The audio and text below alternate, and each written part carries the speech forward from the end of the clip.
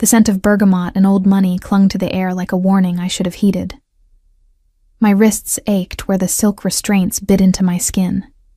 Decorative, expensive, but no less chains for their elegance. The velvet cushion beneath my knees had gone numb an hour ago, but I remained perfectly still on the marble platform, eyes downcast as I'd been instructed. Salerno's elite didn't like their merchandise to make eye contact. Through my lowered lashes, I could see polished Italian leather shoes moving across the obsidian floor. Ermenegildo Zegna, Berluti, Testoni. I'd learned to recognize luxury in the 2 weeks since my parents had explained my purpose. Since my father had looked me in the eye and told me I was worth more as a transaction than as a daughter. Lot 17. The auctioneer's voice echoed through the underground chamber of the Palazzo Carnevale. His Neapolitan accent made even this degradation sound civilized. Amalia Moretti, 23 years old, university educated, fluent in Italian, English, and French. Virgin, as verified by Dr. Santoro. Heat burned my cheeks at the clinical recitation of my body's inventory. The murmur of male voices swelled around me, assessing, calculating, pricing my worth in euros and power and whatever currency monsters used when they traded in human flesh. I'd stopped crying 3 days ago. Tears accomplished nothing in this world I'd been sold into. Better to observe, to learn, to understand the rules of this game even as I was being wagered. The bidding started at 50,000 euros. My father's gambling debts exceeded 2 million, but apparently I was only worth a fraction of what he'd lost at cards and dice and desperate deals made in back rooms with men who collected on debts with bone and blood. 75,000. 100. The voices competed, disembodied in the shadows beyond the spotlight that pinned me like an insect to this platform. I recognized some of them. Roberto Esposito, who owned half of Naples's shipping ports. Carlo Benedetti, whose pharmaceutical empire ran through South America. Men I'd seen at my parents' dinner parties, who'd smiled at me over champagne and caviar while planning this moment. 150,000. The bid came from my left, a voice I didn't recognize. Deep, controlled, with an accent that placed him somewhere north. Maybe Florence or Milan. I risked a glance toward the sound. Mistake. The auctioneer's assistant, a rail-thin man named Enzo, stepped forward and struck my shoulder with a wooden rod. Not hard enough to bruise where it would show, but sharp enough to remind me of my place. "Eyes down," he hissed. "The merchandise doesn't look at buyers." I dropped my gaze, but not before I'd seen him. Tall, perhaps 6'3", in a navy suit that looked hand-stitched and probably cost more than my father's debts. Dark hair swept back from a face that could have been carved from the same Carrara marble as Michelangelo's David, all sharp angles and classical proportions. But it was his eyes that had arrested me in that brief glimpse. Steel gray, cold and calculating, examining me the way an architect might study a building before deciding whether to restore it or tear it down. 200,000. His voice again, cutting through the others with quiet authority. No one else bid against him. 300,000. Roberto Esposito, sounding annoyed. 500,000. The gray-eyed stranger, his tone unchanged, as if he were ordering espresso, not buying a human being. Silence fell over the chamber. 500,000 euros was more than most men paid for their mistresses, their wives, their futures. For me, a girl whose only value lay in the prestigious surname my family had squandered. It was absurd. "Going once," the auctioneer said, his voice trembling slightly with excitement at the commission this would bring him. 1 million. A new voice entered the bidding. I recognized this one. Marco Castellano, a name whispered with fear even in Rome's highest circles. My stomach clenched with fresh terror. Whatever fate awaited me with the gray-eyed stranger, Castellano's reputation promised worse. 2 million. The gray-eyed man spoke with the same flat certainty, and I heard something in those two words that made my skin prickle. Not desire, not lust. This was something colder, more purposeful. He wasn't buying me because he wanted me. He was buying me because he needed me for something. No one bid higher. At 2 million euros, I'd exceeded my father's debts by a comfortable margin. Somewhere in the shadows, I knew my parents were watching, relieved. Their gambling problem solved, their social standing preserved, and all it cost them was the daughter they'd never particularly wanted anyway. Sold, the auctioneer declared, to Signor Glauco de Laurentiis for 2 million euros. De Laurentiis. The name sparked recognition even through my fear.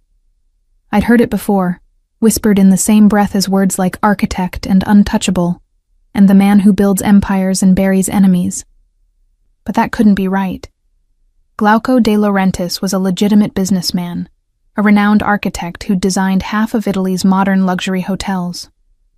Why would such a man be here, in this underground auction, buying... Stand. Enzo's command cut through my spiraling thoughts.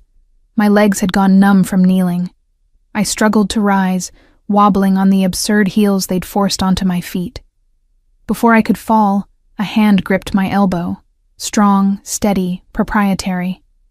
Glauco de Laurentiis had crossed the distance between us in silence. Up close, he was even more imposing than my glimpse had suggested. The scent of him, something woody and complex, probably custom blended, enveloped me as he steadied me on my feet. "Walk," he said quietly, his voice pitched for my ears only. "Don't stumble. Don't show weakness. These men feed on fear." It wasn't kindness that motivated his instruction, I understood. It was the same instinct that had driven him to pay 2 million euros for me. I was his now, his property, and in this world, a man's possessions reflected his power. A stumbling, terrified girl would make him look weak. I lifted my chin and walked beside him through the gauntlet of wealthy predators, their eyes following me with varying degrees of disappointment and calculation. My parents weren't among the visible crowd, of course not. They'd arranged this sale through intermediaries, maintaining plausible deniability, even as they spent the money my body had earned. The night air hit me like a slap when we emerged from the palazzo's private entrance. October in Salerno carried the salt-sharp scent of the Mediterranean, so different from the stale incense and expensive cologne that had saturated the auction chamber. A black Mercedes S-Class waited at the curb, its engine purring.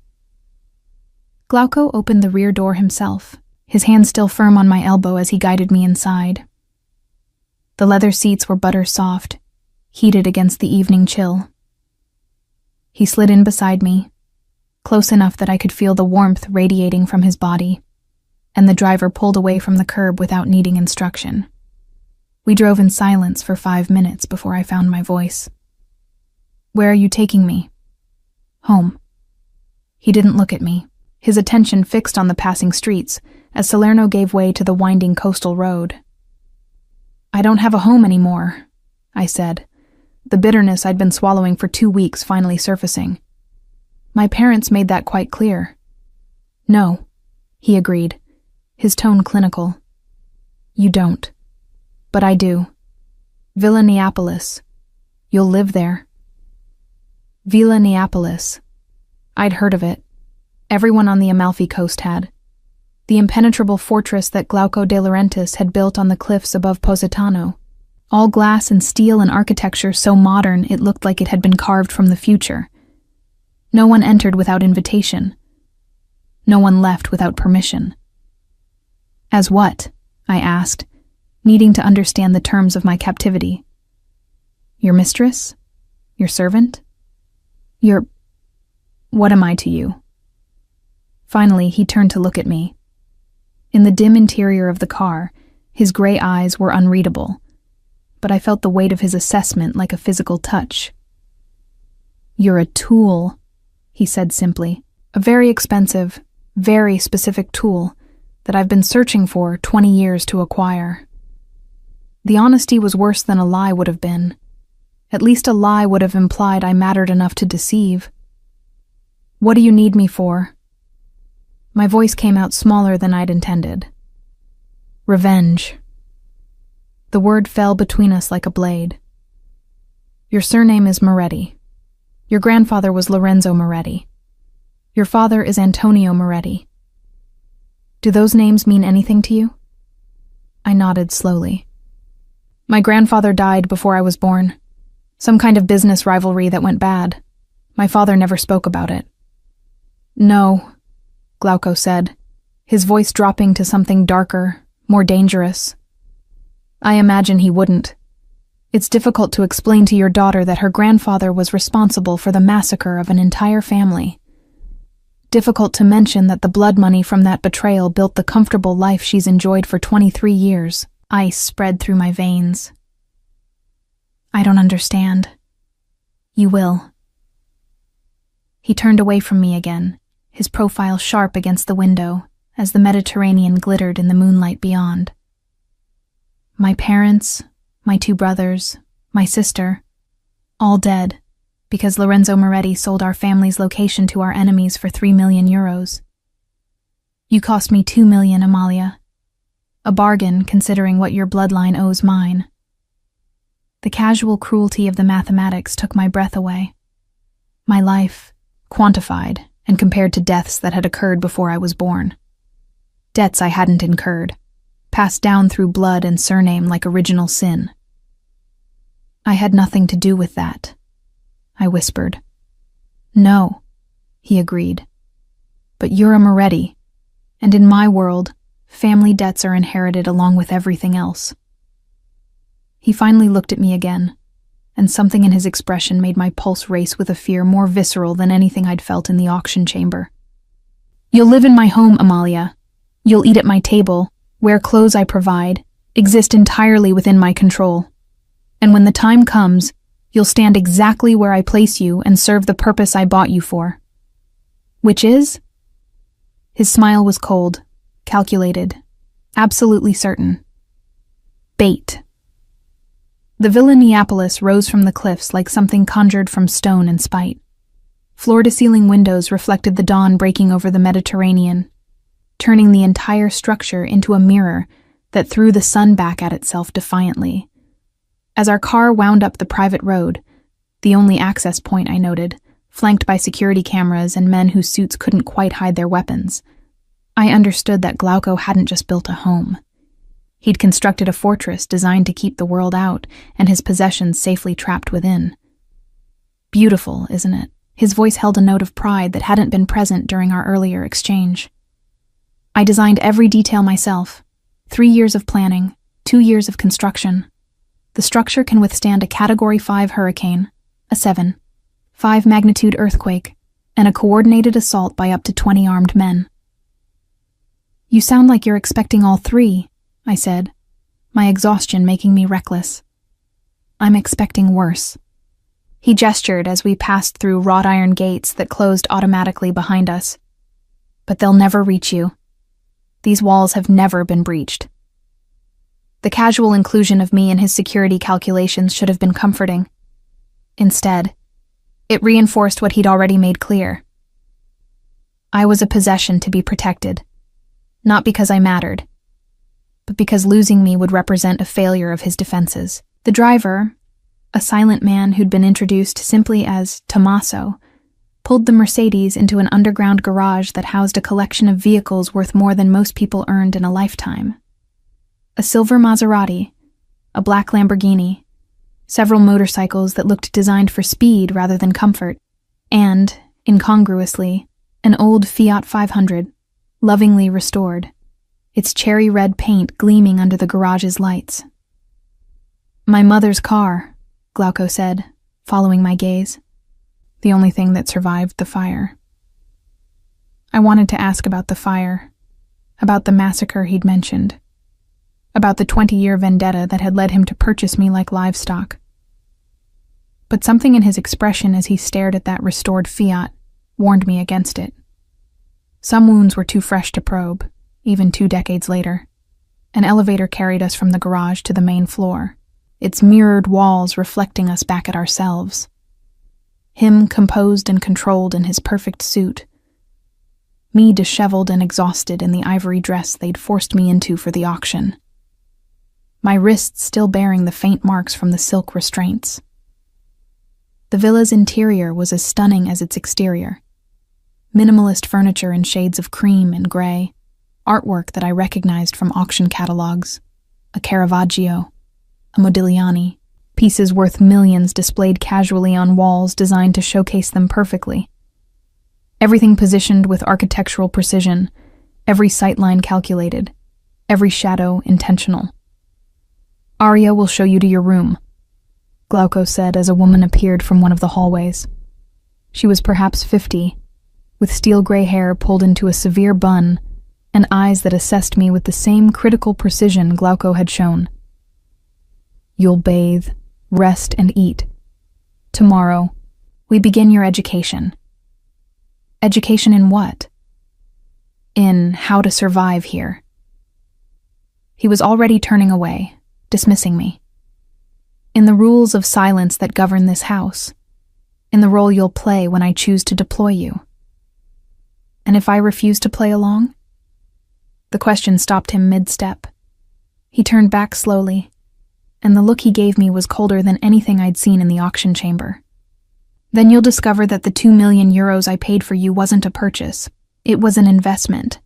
And I protect my investments with every resource at my disposal. Your parents sold you, Amalia.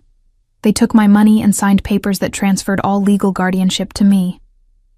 As far as Italian law is concerned, you're my dependent, my ward, my responsibility." His smile was thin and sharp as a blade. "You can cooperate and make this easier on yourself. Or you can resist and learn exactly how creative I can be in enforcing compliance. But either way, you're mine now. The only variable is how much you suffer in the process." The casual brutality of it rendered me speechless. Arya stepped forward, her hand gentle but firm on my elbow, the same proprietary touch Glauco had used, a reminder that even the servants here understood I was property to be moved and positioned as needed. "Come, signorina," she said, her Neapolitan accent softening the command slightly. "You need rest." I followed her because I had no other choice, down a hallway lined with more expensive art, past rooms whose purposes I could only guess at, until she opened a door and gestured me inside. The bedroom was larger than my entire apartment in Rome had been. A king-sized bed dominated one wall, dressed in linens that probably cost more than my university tuition. Floor-to-ceiling windows offered a view of the Mediterranean so beautiful it hurt to look at. The perfect prison, I realized. Bars made of beauty, rather than steel. "The bathroom is through there," Arya indicated a door. "I've drawn you a bath. There are clothes in the closet, all in your size. Signor De Laurentiis is very thorough in his preparations." How did he know my size? The question emerged before I could stop it. Arya's expression remained neutral. "Signor De Laurentiis knows everything about everyone who enters his life. It's how he's survived this long." She left me alone, and I heard the soft click of a lock engaging. I crossed to the door and tried the handle, locked from the outside. The windows were next, but when I examined them, I found they were sealed, designed to let in light and view, but not to open. Emergency fire codes probably mandated they could be broken in crisis, but doing so would certainly trigger alarms. The bathroom offered no escape either, though I lingered there longer than necessary, soaking in water so hot it turned my skin pink, watching the silk restraint marks on my wrists fade to nothing, washing away the auction house's stale air, the touch of hands that had examined me like merchandise, the shame of standing on that platform while men calculated my worth. The clothes in the closet were exactly my size, as Arya had promised. Simple but expensive. Cashmere sweaters, silk blouses, tailored trousers, several dresses that looked designed for someone who needed to look elegant, without drawing too much attention. Everything in shades of cream, gray, navy, black. Nothing bright or cheerful. Nothing that suggested joy or freedom or choice. I dressed in a simple black dress and returned to examining my prison. The bedroom held clues if I looked carefully. Books on the shelves, architecture manuals, Italian literature, psychology texts. All first editions, all arranged alphabetically. A desk positioned to catch the morning light, equipped with expensive pens and leather journals, but no computer, no phone, nothing that could connect me to the outside world. And on the wall opposite the bed, a painting that made my breath catch. It was abstract, all harsh slashes of red and black, but something about it felt violent, anguished, deeply personal. No artist's signature, which meant Glauco had either commissioned it privately or... The door opened without warning. Glauco entered carrying a tray, which surprised me. I'd expected him to send Arya or another servant. "You should eat," he said, setting the tray on the desk. "Arya says you refused lunch." I wasn't hungry. A lie. I was starving, but accepting food felt like accepting this situation, and I wasn't ready for that yet. Hunger strikes are tedious and ineffective. He lifted the silver dome covering the plate, revealing pasta. Simple cacio e pepe, the scent of pecorino and black pepper making my stomach clench with need. "Eat, Amalia. Defiance through self-harm only punishes you." Is that what you want? For me to just accept this? To eat your food and wear your clothes and play whatever role you've designed for me in your revenge plot? He regarded me with that same clinical assessment. What I want is irrelevant. This is what's happening. You can fight it and exhaust yourself, or you can adapt and survive. Those are your only options. There's always another option. You mean suicide? His voice remained conversational. The windows don't open. There's nothing in this room you could use to harm yourself effectively, and Arya checks on you every 2 hours. If you're considering that particular escape, abandon it. I've invested too much to lose you to something as wasteful as self-destruction. The casual way he discussed it, as though my life or death was simply another variable in his architectural planning, made rage flare hot in my chest. "You're a monster," I said. "Yes," he agreed without hesitation. "But I'm a monster who will keep you fed, clothed, safe, and alive. Can you say the same about your parents? About the men who would have bought you if I hadn't?"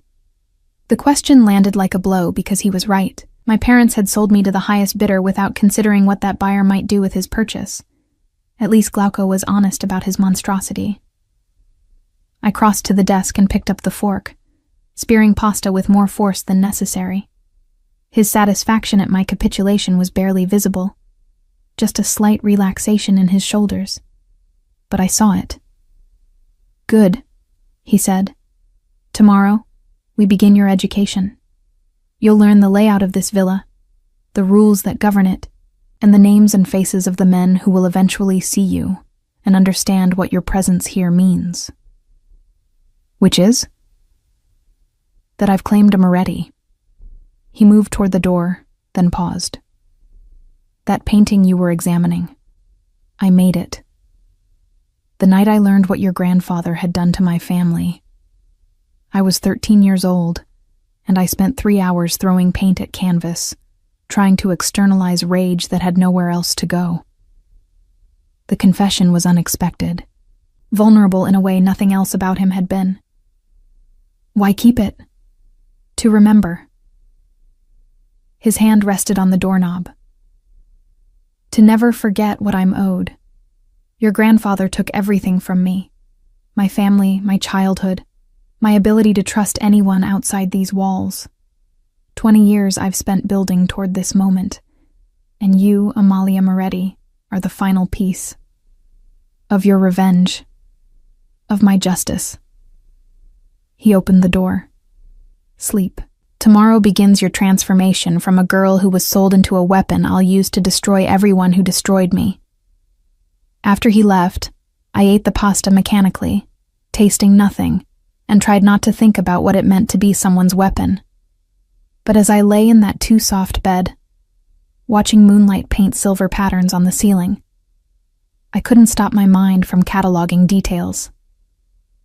The painting that revealed pain beneath Glauco's control, the restored fiat that suggested sentimentality, survived somewhere in his architect's heart. The fact that he'd come himself to bring me food, that he'd bothered to explain rather than simply commanding obedience. These were vulnerabilities, I realized. Small cracks in the fortress he'd built around himself. And if I was going to survive this, if I was going to be more than just a tool in his hands, I needed to understand not just the rules he'd imposed, but the man who'd created them. Because Glauco de Laurentiis might have bought my body, but he hadn't purchased my mind. And while he was busy teaching me his rules, I would be learning his weaknesses. The game had begun. He just didn't know I was playing yet.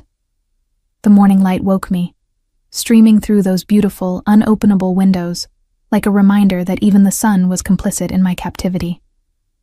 Arya appeared at exactly 7 o'clock, as I would learn she did every morning, carrying espresso and fresh cornetti that filled the room with the scent of butter and comfort I didn't deserve to feel. "Signor de Laurentiis expects you in his study in 30 minutes, she said, setting the tray on the bedside table. Her eyes lingered on me with something that might have been sympathy.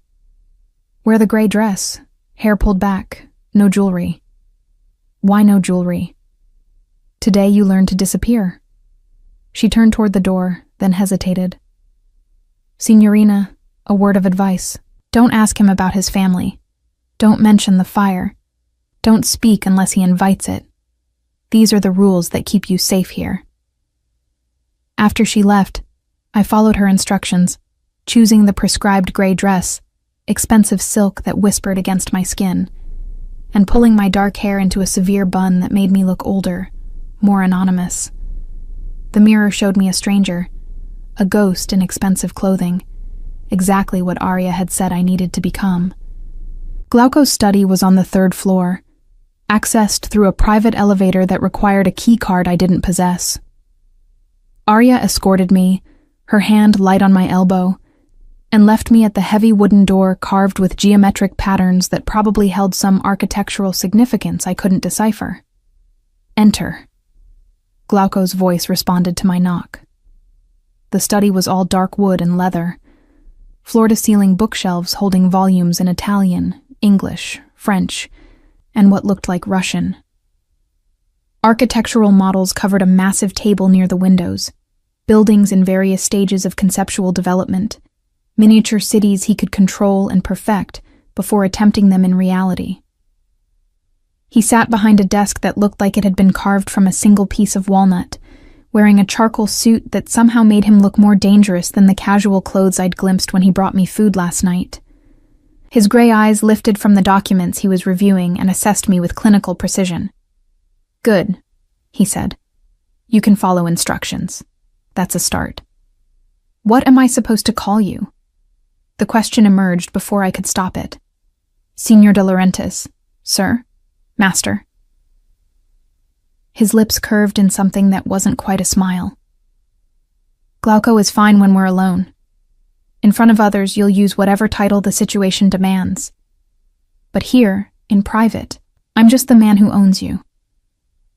The casual cruelty should have stopped affecting me, but it still landed like a blade between my ribs. Sit. He gestured to a leather chair across from his desk. Your education begins with understanding exactly what you are to me. Not a mistress. I have no interest in forcing myself on an unwilling woman. Not a servant. I have Arya and Tommaso and others for menial tasks. You, Amalia, are a symbol. A walking reminder to everyone in my world that I've claimed a Moretti, that I possess what your family thought they could trade away and forget.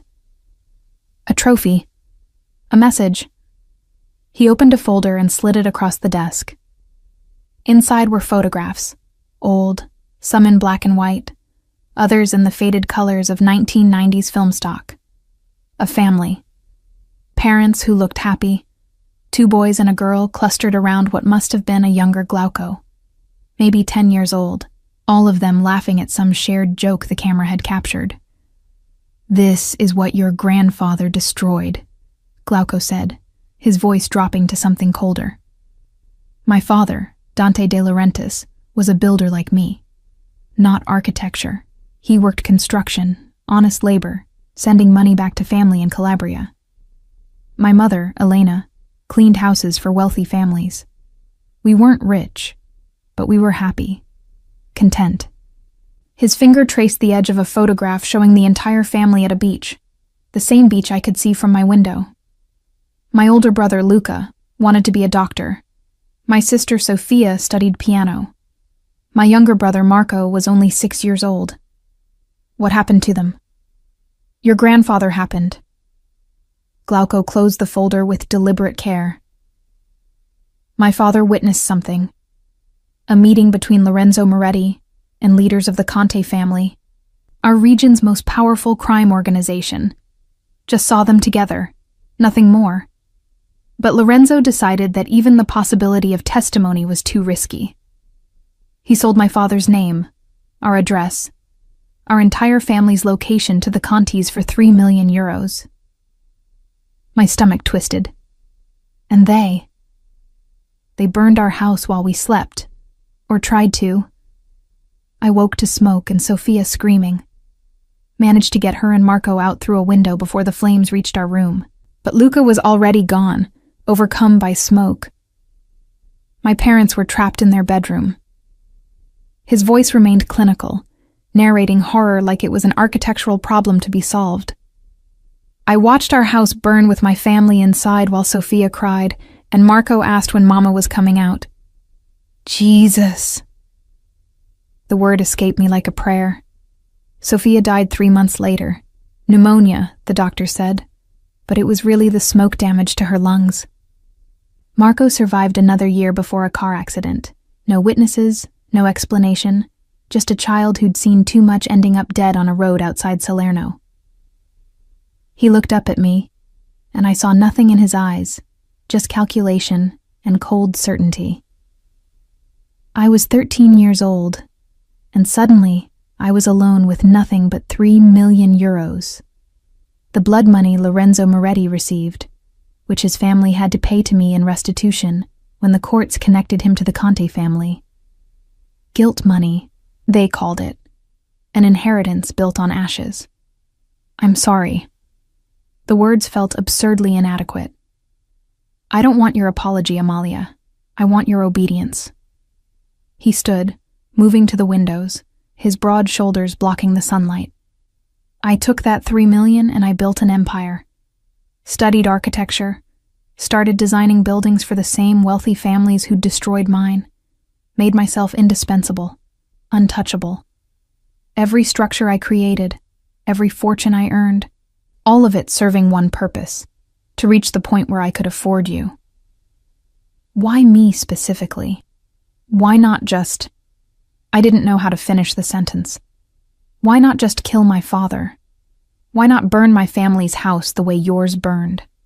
Why buy me instead of simply destroying everyone connected to Lorenzo Moretti? Because your grandfather is already dead, Glauco said, turning to face me. Heart attack, 8 years ago. Your father, Antonio, spent the blood money on gambling and social climbing, making himself visible and vulnerable, but not worth the effort of direct revenge. But you. His gaze traveled over me, assessing. You're the first Moretti in 2 generations worth anything. University degree, legitimate career prospects, actually making something of yourself despite your family's corruption. Taking you sends a message that simply killing your father wouldn't achieve. What message? That I can reach into their world and extract what they value most. That no amount of legitimacy or distance protects them from what they owe me. He crossed back to his desk, pressing a button that made a screen descend from the ceiling. Now, your education. These are the faces you need to learn. The screen flickered to life, displaying photographs of men in expensive suits, their names and titles appearing beneath each image. Roberto Castellano, Marco Conte, Giuseppe Romano. Names I recognized from news reports, society pages, the upper echelons of southern Italy's interwoven legitimate and criminal power structures. These men attended the auction, Glauco continued. They saw me buy you. Within 24 hours, word spread through every family from Naples to Palermo that Glauco de Laurentiis has claimed a Moretti. Some understand the significance immediately, others are still piecing it together. But all of them are watching, waiting to see what I'll do with you. And what will you do with me? Display you. He advanced the slides, showing images of various social events, galas, charity functions, private dinners. You'll appear at my side at carefully selected occasions. You'll wear clothes I provide, speak words I script, exist as a constant reminder of what I've taken. Every man who sees you will understand the message. Glauco de Laurentiis doesn't forget debts, and he always collects. I'm not doing this. I stood, anger overriding caution. I won't be your performing monkey. He was across the room before I'd finished the sentence, his hand gripping my wrist. Not painfully, but with enough force to communicate absolute control. His face was inches from mine, and I could smell that expensive cologne mixed with something uniquely him. You will, he said quietly, his gray eyes holding mine. Because the alternative is that I return you to your parents with a note explaining that you're defective merchandise. And we both know what men like Roberto Castellano do with defective purchases. They dispose of them. At least here, under my control, you're protected, valuable, alive. This isn't protection, I whispered. This is torture. It's both. His thumb pressed against my pulse point, and I knew he could feel my heart racing. I won't lie to you, Amalia. I bought you to serve a purpose that benefits me, not you. But in the process, I will keep you safer than you've ever been. You'll eat better than you did in Rome, sleep in comfort your student apartment never offered, learn things most people never access. All I ask in return is your obedience and your presence when I require it. And if I refuse? His grip tightened fractionally. Then I'll find other ways to motivate you. I'm creative when necessary. We stood there, locked in that intimate proximity, his hand on my wrist and his eyes boring into mine. Heat radiated off him, and I hated that my body responded to his nearness, even as my mind recoiled from his casual cruelty. Let me go, I said. No. But he released my wrist, stepping back with deliberate control. That's the lesson, Amalia. I decide when to hold and when to release. I decide what you wear, where you go, who you speak to. The sooner you accept that, the easier this becomes. I wanted to fight, to rage, to throw his photographs and his plans and his cold certainty back in his face. But Aria's words echoed in my mind. These are the rules that keep you safe here. And beneath Glauco's architectural precision, I'd glimpsed something else in those old photographs. Pain that even 20 years hadn't healed. A 13-year-old boy who'd lost everything and built himself into a fortress so no one could hurt him again. If I was going to survive this, if I was going to be more than just his weapon, I needed to understand the architecture of his control. Every fortress had weaknesses. Every design had flaws. I just had to find them. What happens now? I asked, keeping my voice steady. Now you study. He returned to his desk, that momentary intensity vanishing behind professional distance. You'll memorize these faces, these names, these relationships. Tomorrow I'll test your knowledge. The next day, we'll practice your public persona, and next week, you'll attend your first event with me, a charity gala where everyone who matters will see exactly what I've claimed. And you'll keep calling it that, claiming me, like I'm territory you've conquered. Aren't you? He didn't look up from his documents. Your parents sold you. The auction delivered you. I paid for you. Legal ownership, Amalia, documented and binding. You're mine in every way that matters in this world. Except one, I said, surprising myself with the boldness. You said you wouldn't force yourself on an unwilling woman. That's the one piece of me you don't own. Finally, he looked up, and something flickered in his gray eyes. Interest, perhaps, or challenge accepted. Yet. The word hung between us, weighted with promise and threat in equal measure. That will never happen, I said, needing to establish this boundary even as every other wall had been breached. His smile was slow, dangerous, and utterly certain. We'll see. You're not the first person to underestimate what I can achieve when I set my mind to it. Now sit down and start memorizing. Your education has only just begun. I sat because I had no choice, but as I stared at those photographs of powerful men who'd watched me being sold, I made myself a promise. Glauco de Laurentiis might have bought my body, might have trapped me in his beautiful prison, might have claimed ownership of my present and immediate future.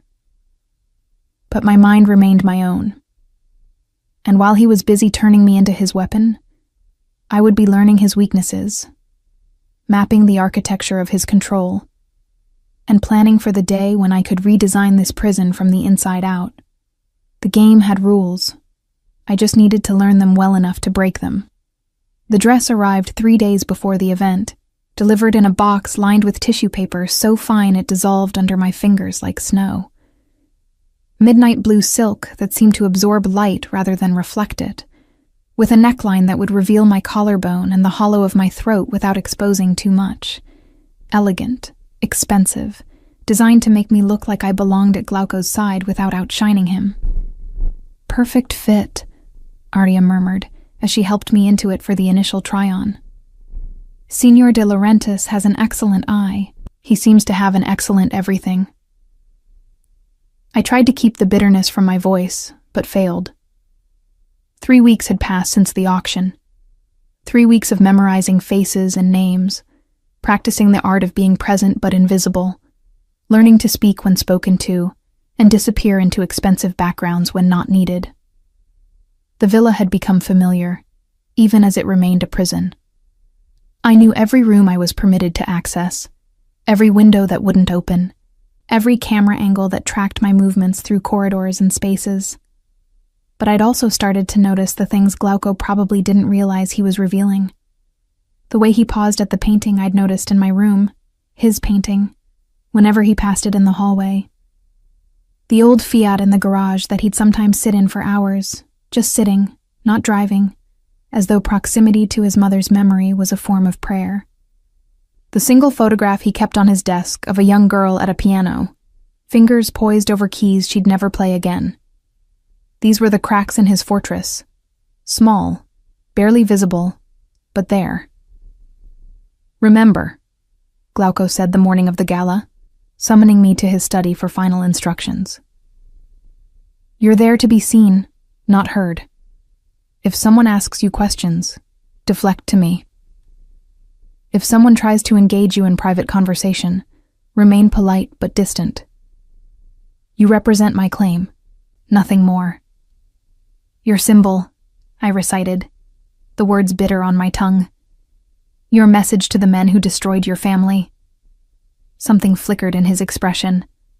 Approval, perhaps, that I'd understood the lesson so thoroughly.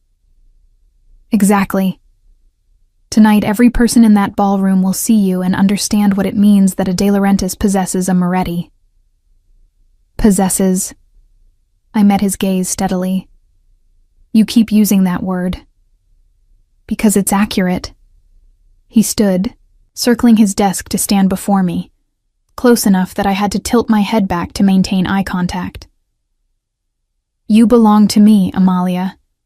Your presence in my home, at my side, wearing my clothes and eating my food, all of it declares ownership. Why does that word bother you so much? Because I'm not a thing to be owned. In this world, everyone is owned by someone. Your parents owned you until they sold you. I own you now. The only difference is that I'm honest about it, His hand came up, fingers tracing the curve of my jaw with unexpected gentleness. And I take care of what I own. I should have pulled away from his touch, should have maintained the distance I'd been carefully constructing during our daily lessons. But something about the warmth of his fingers against my skin, the way his gray eyes had softened fractionally, made me freeze. "Is that what this is?" I asked quietly. "Taking care of me? Dressing me up to parade in front of your enemies?" "Yes." His thumb brushed across my lower lip, the gesture intimate despite its casualness. "Because every man in that ballroom who sees you, who recognizes the Moretti features in your face, will also see that you're untouchable. Mine. Any attempt to harm you harms me, and no one dares that. You're safer as my possession than you ever were as your parents' daughter." The logic was twisted, but I couldn't deny its truth. In the 3 weeks since he'd bought me, I'd been fed better, housed better, treated with more care than my parents had shown in years. Glauco might call it ownership, but it looked suspiciously like protection. "Why do you care if I'm safe?" The question emerged before I could stop it. If I'm just a symbol, a message to your enemies, I'm replaceable. Any Moretti would serve the same purpose. His hand stilled on my face, his expression shifting to something I couldn't quite read. "Are you really that blind to your own value?" "My value?" I almost laughed. I was sold for €2 million to the highest bidder. My family couldn't wait to be rid of me. What value could I possibly have beyond the name I was born with? Glauco was silent for a long moment, his hand still cupping my face as though he could communicate through touch what words couldn't express.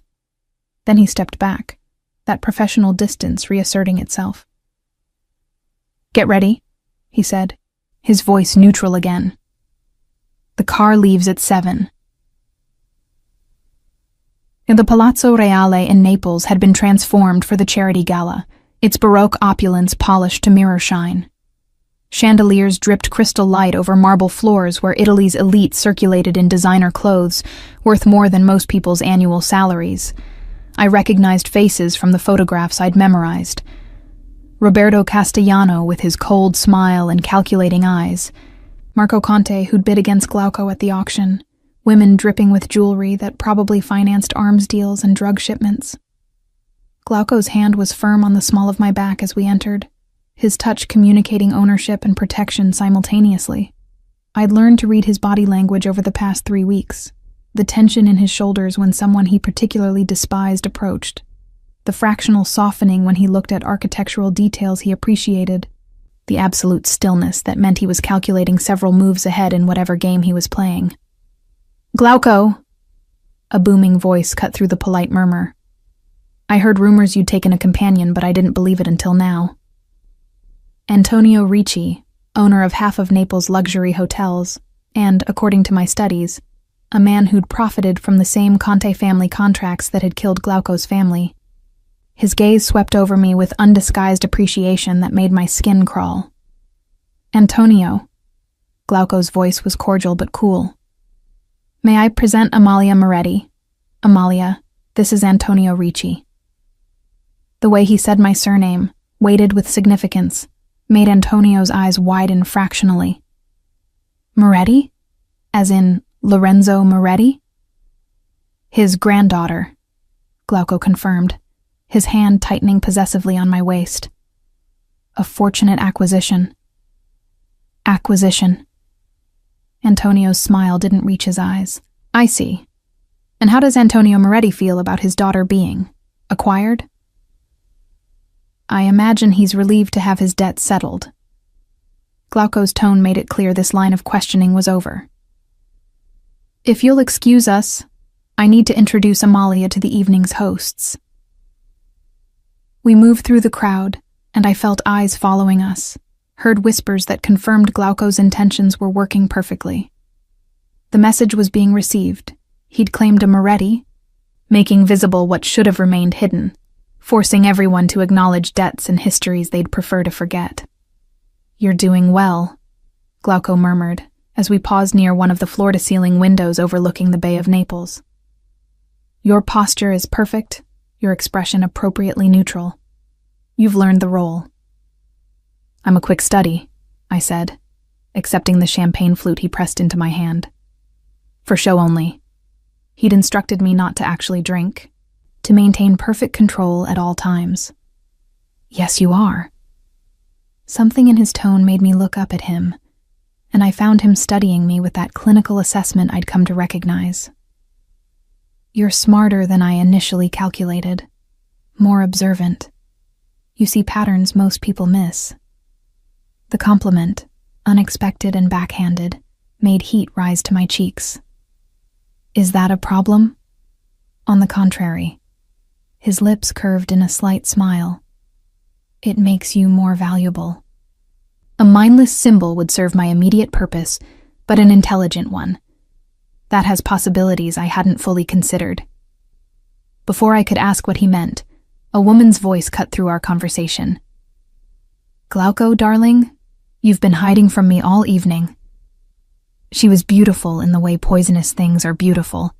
Perfectly styled dark hair, a crimson dress that clung to curves sculpted by expensive surgeons, and eyes that held the sharp calculation of someone who'd learned to weaponize her appearance. I recognized her from my studies. Isabella Conti, daughter of Marco Conte, the man who'd ordered Glauco's family killed. Isabella, Glauco's voice was absolutely neutral.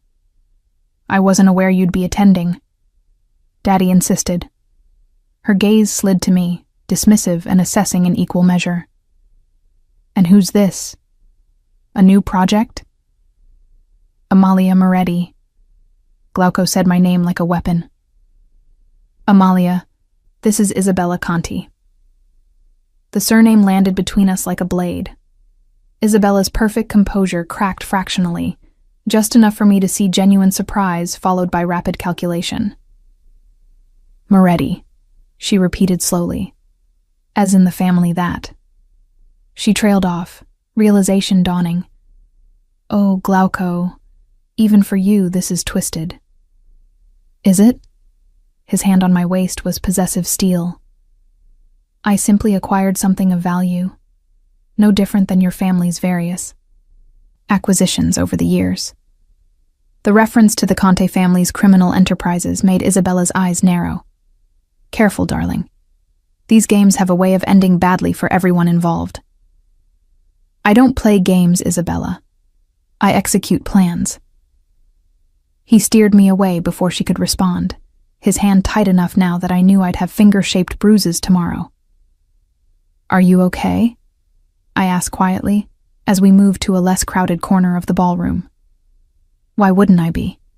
His voice was clipped, controlled, but I'd learned to read the tension in his shoulders. Because you just came face to face with the daughter of the man who killed your family, and you had to be polite about it. He looked at me then, and something raw flickered in his gray eyes before he locked it down. This is the world we live in, Amalia. The people who destroyed everything I loved attend the same parties I do, drink the same expensive wine, pretend we're all civilized, and I smile and play along because open warfare would be inefficient. So you use me instead. Understanding crystallized. I'm not just a message to random observers. I'm a message to her family. A reminder that you haven't forgotten, that you're patient enough to wait decades for the right moment to strike back. Now you're beginning to understand. His hand gentled on my waist, the punishing grip easing. Every person here tonight who sees you with me understands a fraction of what's really happening. But Isabella, she sees the full picture. She knows exactly what it means that I've claimed a Moretti. What does it mean? His smile was cold and absolutely certain. That I'm coming for everything her family took from mine, and I'm patient enough to make them watch me build toward it, piece by piece, acquisition by acquisition, until the moment I decide to execute my final design. We stood there in that corner of Baroque opulence, surrounded by Italy's elite, and I finally understood the true scope of what Glauco had created. Not just a personal prison for me, but an architectural masterpiece of revenge so complex and long-term that most people would never see the complete structure until it collapsed around them. I'm not just bait, I said slowly. I'm a foundation stone in something much larger. Yes, his hand moved from my waist to tangle briefly in my fingers, a gesture almost tender despite its possessiveness. You're the visible piece that makes everyone look at what I want them to see, while I finish building what they can't see yet. And when you're done building, what happens to me then? The question hung between us, weighted with genuine uncertainty. Glauco's carefully constructed plans clearly extended years into the future. But did those plans include me beyond my symbolic value? That depends, he said finally, his gray eyes holding mine with uncomfortable intensity. On what? On whether you're content being a symbol, or whether you want to be an architect in your own right. Before I could process what that meant, music swelled through the ballroom, the opening notes of a waltz. Glauco's hand tightened on mine. Dance with me, he said, not a request. I don't know how to waltz. Then follow my lead. It's what you've been doing for 3 weeks anyway. He pulled me onto the dance floor before I could protest, one hand firm at my waist, the other holding mine with practiced grace. And as he guided me through steps I barely knew, I realized this was another test, another lesson in the education he'd been conducting. Trust his lead or stumble. Follow his control or fall. Exist within the parameters he set or fail publicly in front of everyone watching. But as we moved together across that polished floor, his body warm against mine and his eyes holding mine with unwavering focus, I felt something shift between us. The careful distance I'd been maintaining, the walls I'd built against his control, began to crack. Because despite everything, despite being bought and imprisoned and used as a weapon in his revenge, I couldn't deny the electricity when he touched me, the way my pulse quickened when he looked at me, the traitorous heat that pooled in my stomach when his hand tightened possessively on my waist. You're thinking too hard, he murmured, his lips close to my ear. I can see it in your face. Just feel the music, Amalia. Let yourself exist in this moment instead of analyzing it. I can't stop analyzing, I admitted. It's how I survive. I know. His hand moved to the small of my back, pulling me fractionally closer. You and I are more alike than you want to admit. Both of us trapped by what was done to us. Both of us calculating every interaction, trusting no one. But right now, in this moment, you're safe. I'm not going to let anything happen to you. You're the thing happening to me, I pointed out. His laugh was quiet, genuine, the first real laugh I'd heard from him. Fair point. But I'm also the thing protecting you from everything else. Doesn't that count for something? The waltz ended before I could answer, but as Glauco led me off the dance floor, his hand still possessive on my waist, I couldn't stop thinking about his question. Did it count? Did protection matter if it came wrapped in control? Could I feel safe with a man who'd bought me, even as he kept me safer than I'd ever been? The night wore on. More introductions, more carefully scripted conversations, more eyes assessing me and drawing their own conclusions about what my presence meant.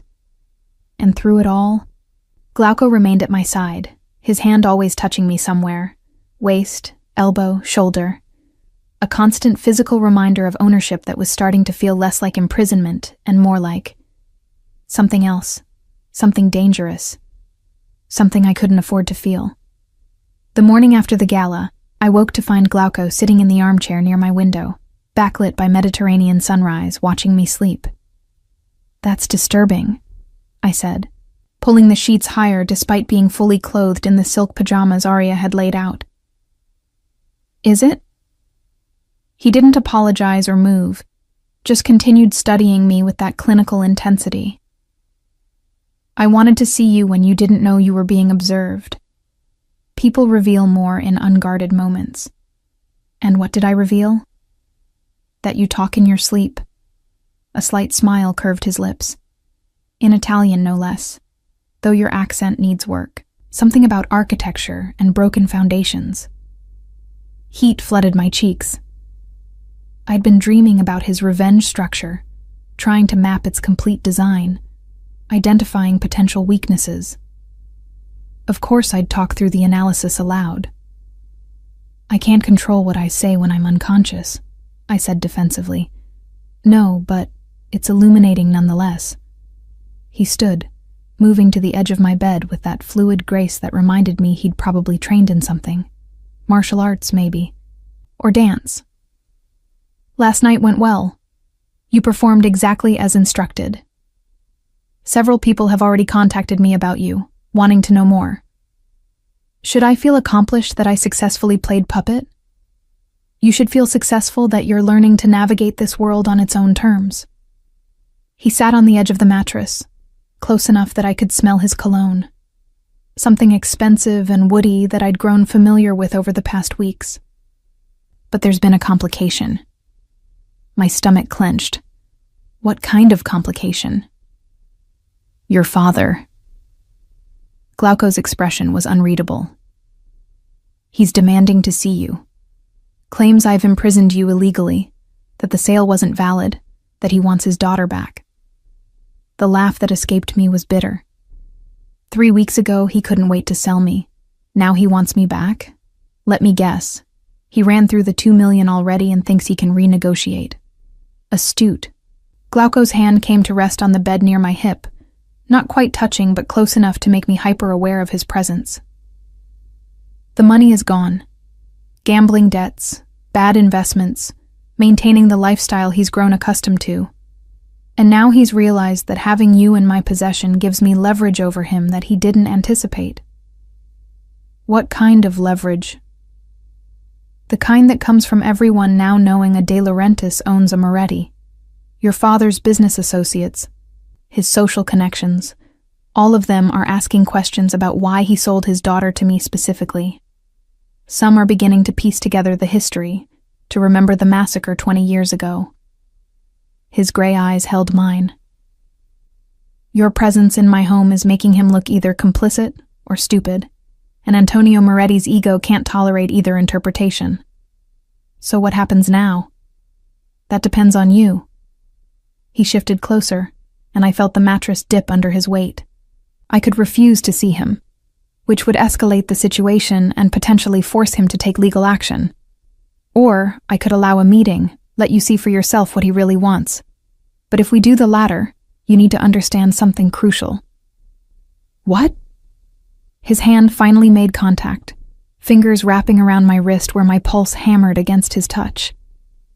If you tell him you want to leave, if you claim I'm holding you against your will, I'll have to release you. Italian law is clear on that point, regardless of what contracts were signed. Your testimony supersedes everything. My breath caught. You're saying I could leave right now if I wanted to? I'm saying the cage door was never locked the way you thought it was. His thumb pressed against my racing pulse. I bought you legally, Amalia. Your parents signed papers transferring guardianship, yes. But you're an adult woman, and if you claim duress or coercion, those papers become worthless. You could walk out of here today, and I couldn't legally stop you. The revelation should have filled me with relief, with the rush of realizing freedom was available. Instead, I felt strangely hollow.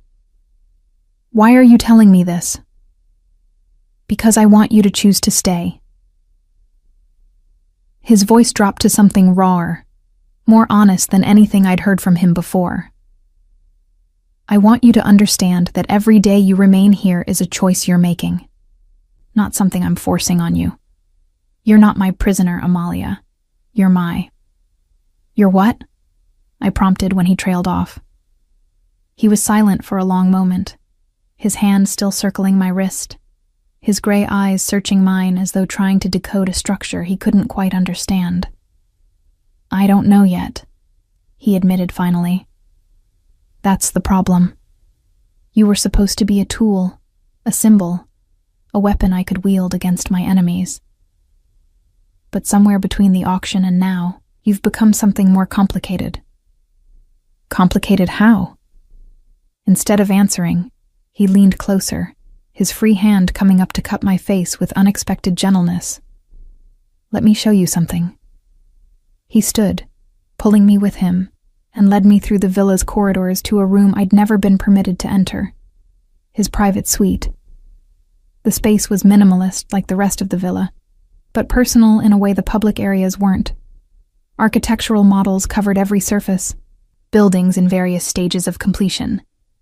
And on one wall, a massive corkboard held photographs connected by red string, names and dates scrawled in his precise handwriting. "This is my revenge structure," he said, gesturing to the board. 20 years of planning, every connection mapped, every debt calculated. The Conte family here. He indicated a cluster of photos centered on Marco Conte. The Moretti family here. Your grandfather Lorenzo at the center, the foundation of everything that destroyed my family. I studied the board, recognizing faces from the gala, from my studies, from news reports. It was comprehensive, obsessive, the work of someone who dedicated his entire adult life to a single purpose. "Where am I?" I asked, scanning for my photo. "That's the problem." He moved to stand beside me, so close our shoulders brushed. "You don't fit in the architecture anymore. You were supposed to slot in here," he indicated a space near my father's photo. "A tool to expose Antonio Moretti's guilt by association, to make everyone remember what Lorenzo did. But now," he pulled a photograph from his pocket, one taken of us at the gala, dancing. My face tilted up toward his with an expression I hadn't realized I was making. Something soft, almost trusting. Completely at odds with the fear I'd felt those first weeks. "Now you're here," he said quietly, and pinned the photo not near my father, but in a completely different section of the board.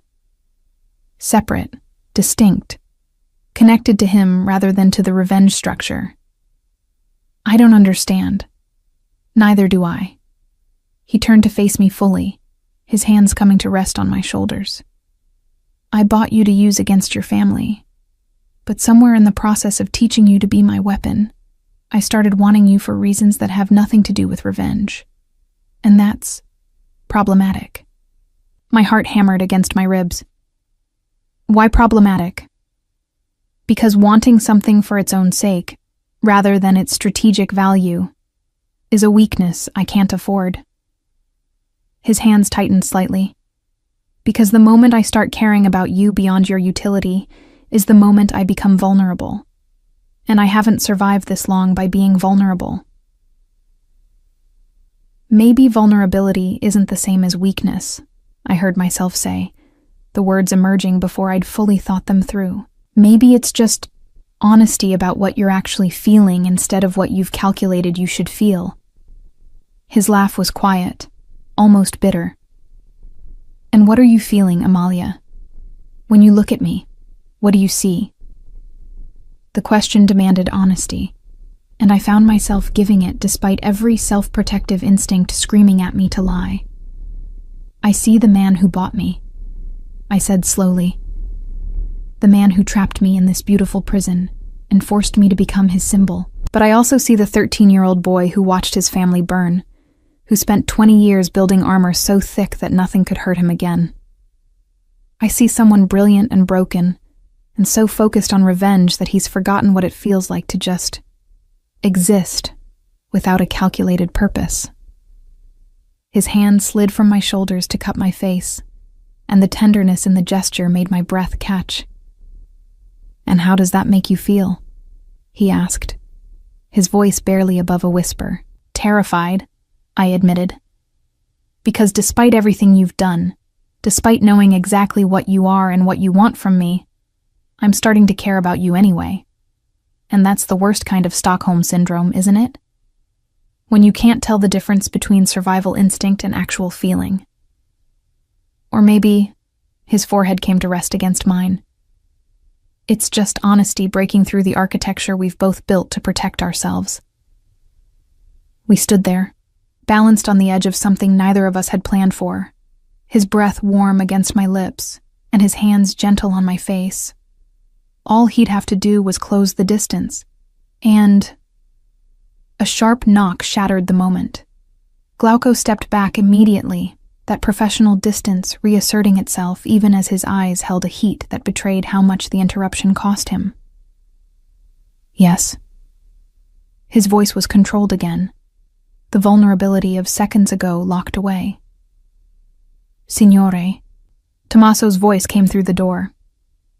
Antonio Moretti is here demanding to see his daughter. Glauco's expression hardened. Tell him we'll meet in the formal sitting room in 10 minutes. He turned back to me. Time to choose, Amalia. You can tell him you want to leave and I'll let you go. Or you can tell him the truth, that you're here because you choose to be. But either way, the decision has to be yours. And if I choose to stay? Something fierce flashed in his gray eyes. Then we stop pretending this is just about revenge, and we figure out what it's really about, together. The choice should have been obvious. Freedom over captivity, escape over entrapment. But as I looked at Glauco, at the vulnerability he'd shown me, at the revenge structure that had consumed his entire adult life, I realized the answer was more complicated than I'd thought. Because somewhere between being bought and learning to navigate his world, between resenting his control and understanding his pain, I'd started to become complicit in his architecture. Not just as a tool, but as someone who saw the blueprint and wanted to help him redesign it. I'll tell my father the truth, I said finally. That I'm staying because I choose to. Not because you're forcing me. But because this is where I want to be right now.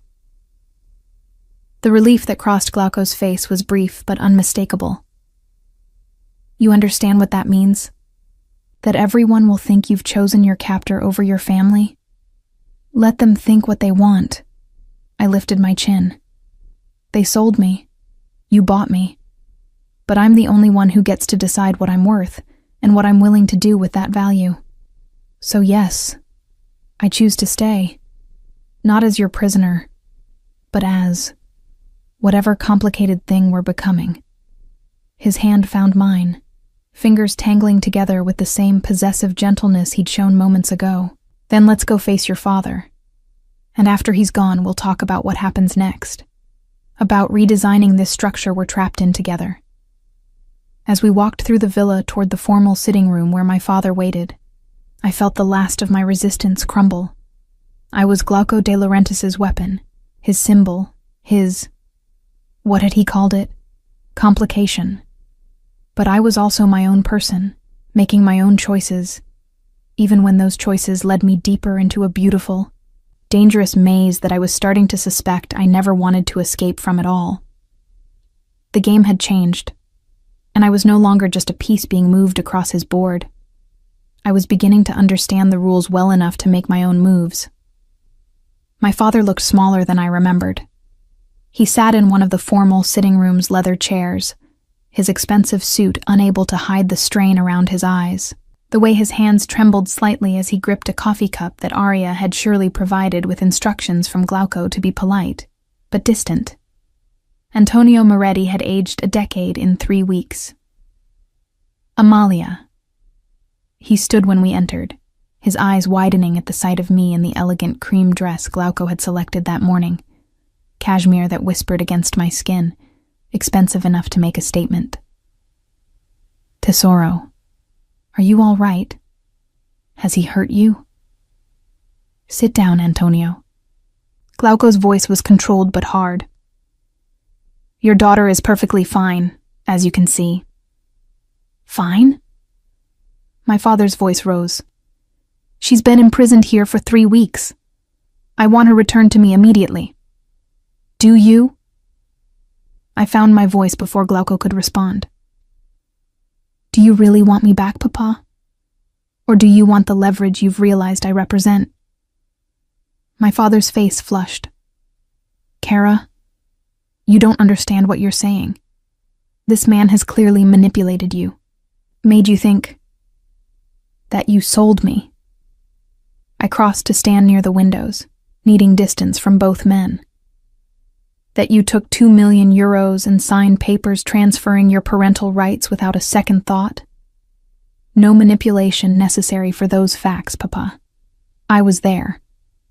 I remember exactly how eager you were to be rid of me. I had debts. You had choices, I interrupted.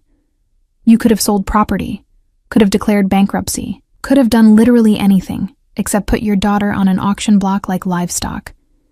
So don't stand there pretending this sudden concern for my welfare is about anything other than saving face now that everyone knows what you did. The silence that followed my words was thick enough to touch. My father sank back into his chair, his face gray. You don't know what you're saying, he said weakly. The stress, the isolation, it's affected your judgment. My judgment is clearer than it's ever been. I turned to face him fully. I'm staying here, Papa. Not because Señor De Laurentiis is forcing me, but because I choose to. Because in 3 weeks he's shown me more honesty and protection than you showed in 23 years. He bought you. My father's voice cracked. He's using you for some twisted revenge plot against our family. Yes, I agreed calmly. He is, and I'm allowing it because at least he's honest about what he wants from me.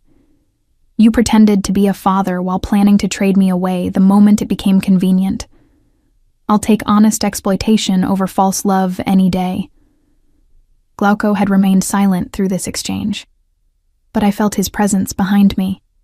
Solid, supportive, letting me handle this confrontation in my own way, rather than controlling it.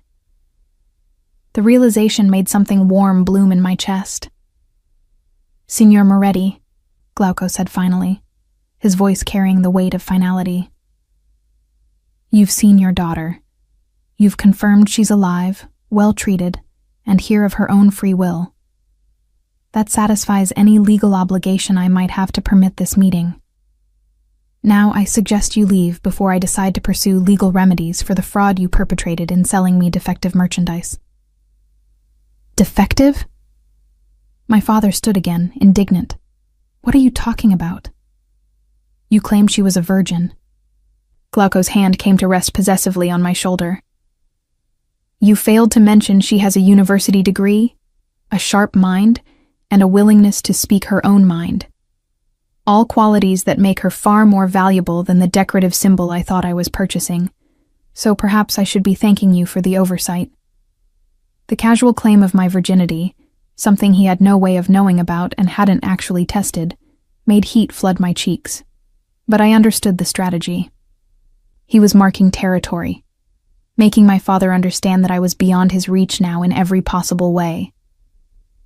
Get out, Papa, I said quietly. Take your false concern and your guilty conscience and leave. You made your choice 3 weeks ago. Now live with it. My father looked between us, seeming to finally understand that this was a battle he'd already lost. Your mother will want to see you. He tried as a last desperate bid. Then she can call and request a visit through proper channels, Glauco replied. But I suspect she won't. Carlotta Moretti has never shown particular interest in her daughter beyond what was socially required. I imagine she's relieved to have the burden of Amalia removed from her social calendar.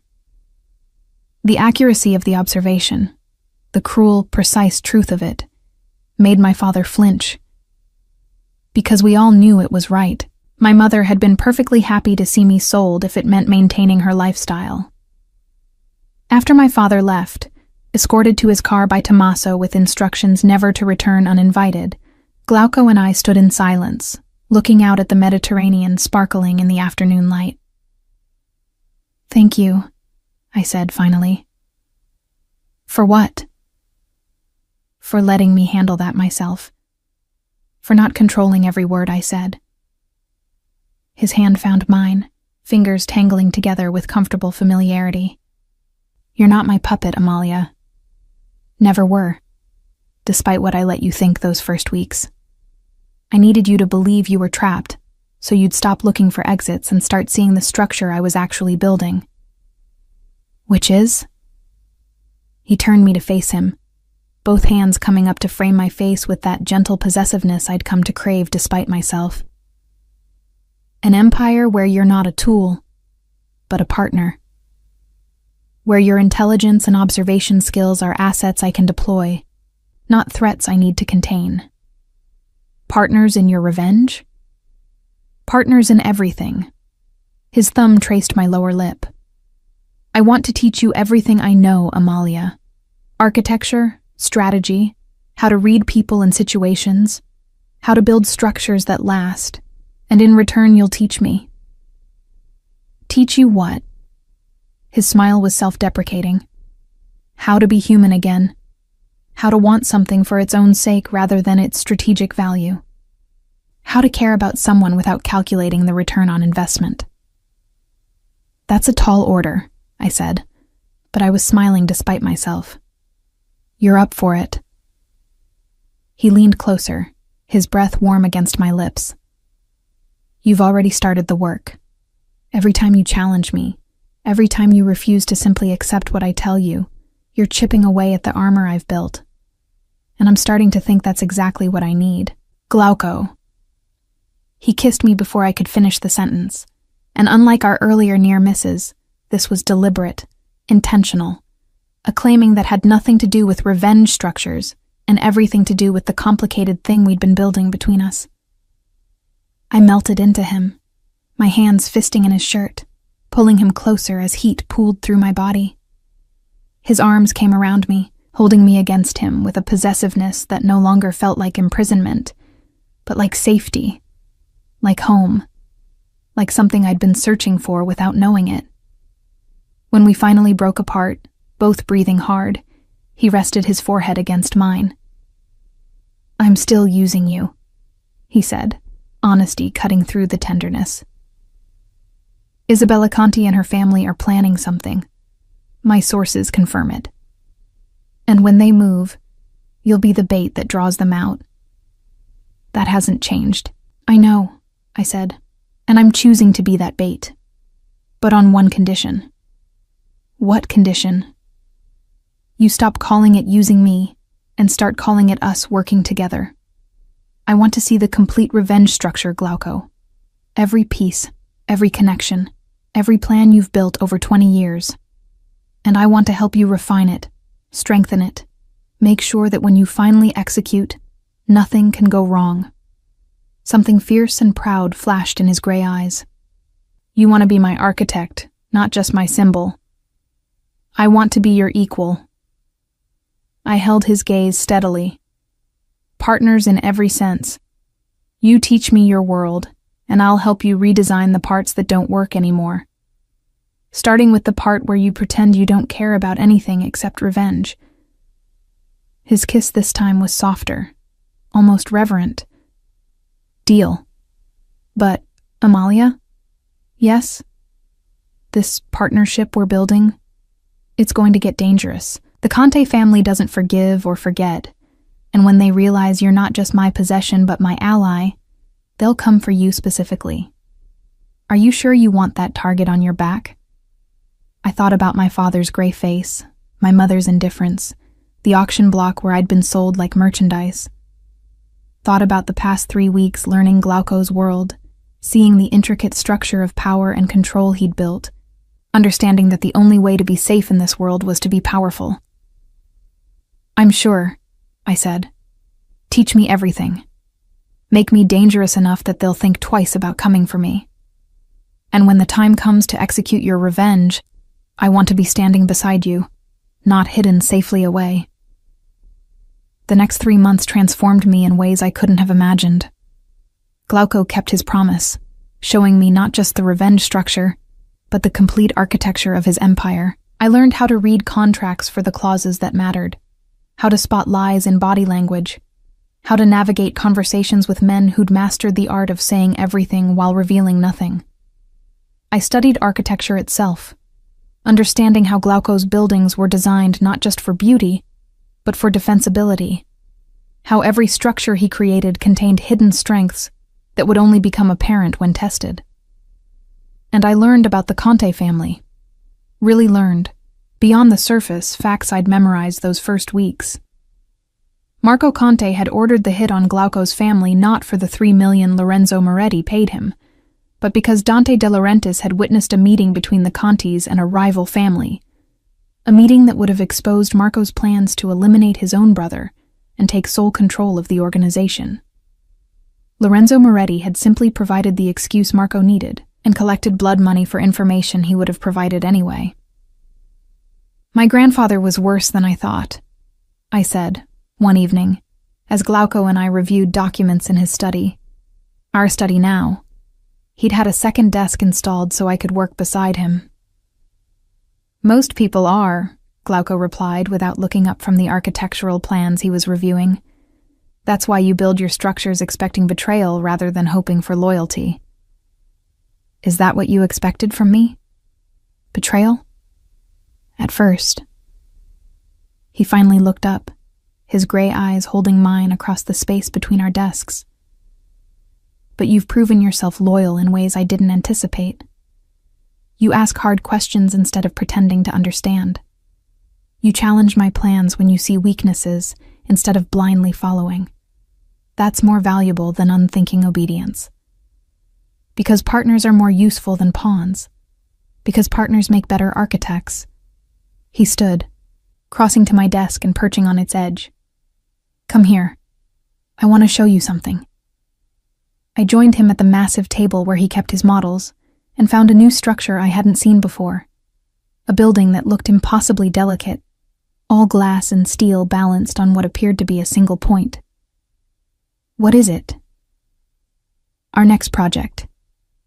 His hand settled at the small of my back. "A museum in Positano, funded by a charitable trust I've established. It will house artifacts and documents related to southern Italy's history, including comprehensive records of the Conte family's criminal activities over the past 40 years. My breath caught. "You're going to expose them publicly." "Better than that. I'm going to force them to fund their own exposure." His smile was cold and satisfied. "The charitable trust is administered by a board they control. They'll approve the museum construction because it makes them look philanthropic. And they won't realize until it opens that every document on display is authentic, verified, and legally protected as part of a historical archive they themselves endorsed." "That's brilliant," I said, studying the model with new understanding. "They can't destroy the evidence without destroying a public institution they're officially associated with. And any attempt to discredit the archive just brings more attention to what's being preserved." "Exactly." His arm came around my waist fully. "This is what I want to build with you, Amalia.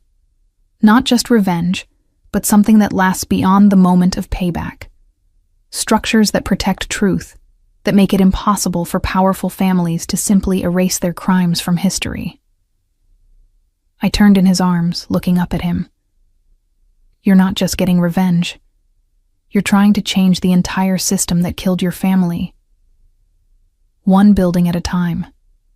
He tucked a strand of hair behind my ear. "And having you as my partner makes me think bigger, plan further. You see possibilities I miss." "Like what?" "Like the fact that exposing the Conte family's crimes will create a power vacuum.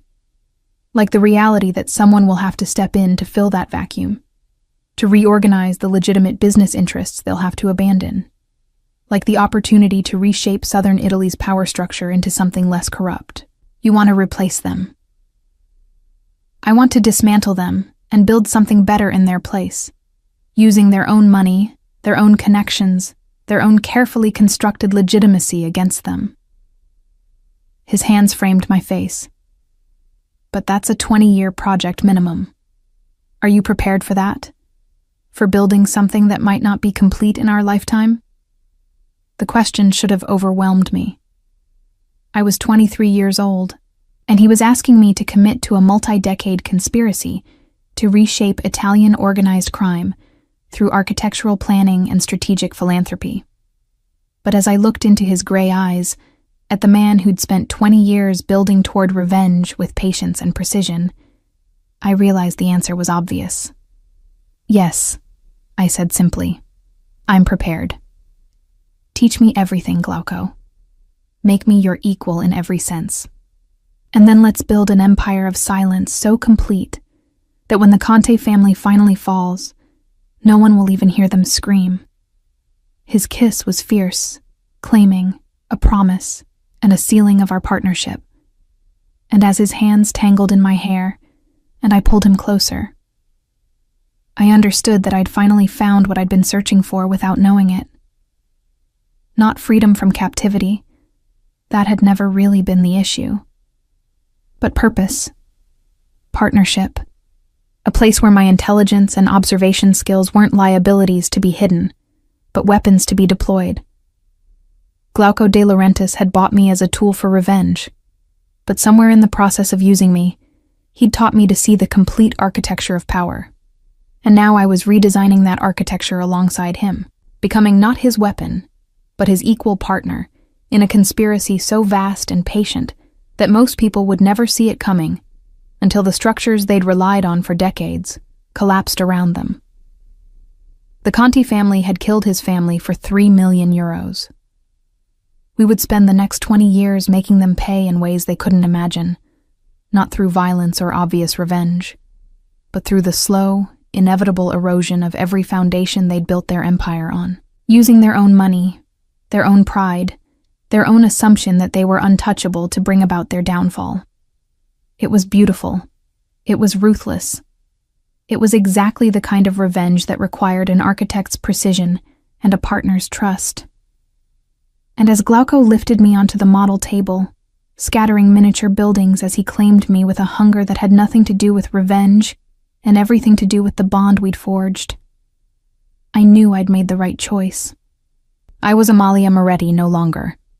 I was Amalia de Laurentiis in everything but legal name, the architect's partner, his equal, his weapon and his weakness, and his strength all at once. And together, we would build an empire of silence so perfect that when we finally spoke, when we finally revealed what we'd constructed in shadow and patience, the entire corrupt structure of Southern Italian power would have no choice but to crumble at our feet.